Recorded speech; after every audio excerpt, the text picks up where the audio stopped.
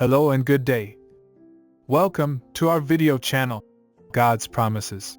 And today's video will be a fast, concise overview, book of 1 Chronicles, Chapter 28. Let's get started now. The book of 1 Chronicles Chapter 28 is a continuation of King David's farewell speech to the Israelites before his death. In this chapter, he instructs his son Solomon on how to build the temple of the Lord and how to govern the kingdom of Israel.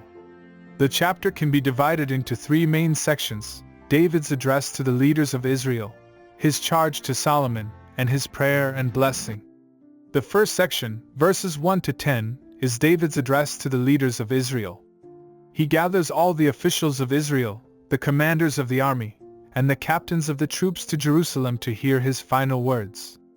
He reminds them that God has chosen Solomon to be the next king and that he himself had wanted to build a temple for the Lord, but God had told him that his son would do it instead. David also acknowledges that he had made mistakes in his life, but God had always been faithful to him and to Israel. He encourages the leaders to keep the commandments of God and to follow his ways, and promises them that if they do, their kingdom will be established forever. The second section, verses 11 to 21, is David's charge to Solomon. David tells Solomon that he has been chosen by God to build the temple and gives him specific instructions on how to do it.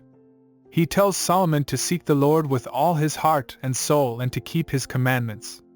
David also gives Solomon the plans for the temple and the instructions for the priests and Levites who will serve in it. He emphasizes the importance of order and organization in the temple service and reminds Solomon that the Lord will be with him if he follows his commands. The final section, verses 22 to 29, is David's prayer and blessing.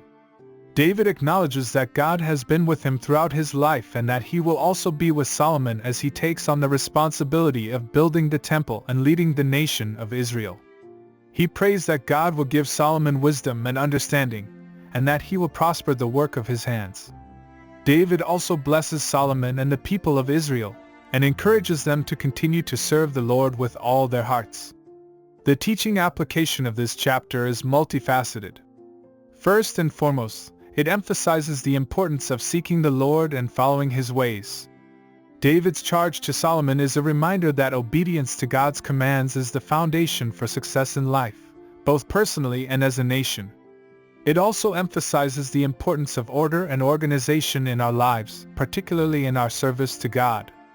David's instructions for the temple service serve as a model for how we should approach our own service to God, with reverence, attention to detail, and a focus on his commands. Furthermore, David's prayer and blessing remind us that we are not alone in our endeavors. Just as God was with David and Solomon, he is with us as well, giving us wisdom, strength, and guidance as we seek to do his will. It is a reminder that we can trust in God's faithfulness and provision, even in the face of challenges and uncertainty.